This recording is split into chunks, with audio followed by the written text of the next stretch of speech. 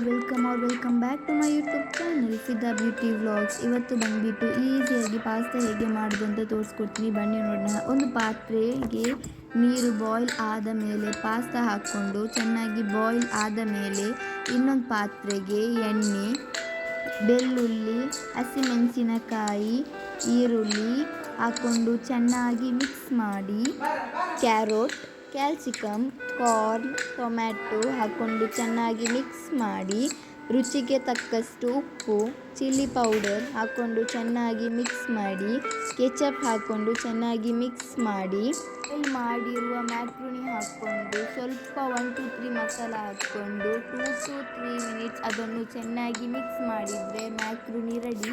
ತುಂಬ ಈಸಿಯಾಗಿ ಬರ್ತದೆ. ಒಮ್ಮೆ ಮನೆಯಲ್ಲಿ ಟ್ರೈ ಮಾಡಿ. ನೆಕ್ಸ್ಟ್ ವಿಡಿಯೋ ಜೊತೆಗೆ ನೆಕ್ಸ್ಟ್ ಸಿಗೋಣ. ಅಲ್ಲಿ ತನಕ ಟೇಕ್ ಕೇರ್. ಬಾಯ್.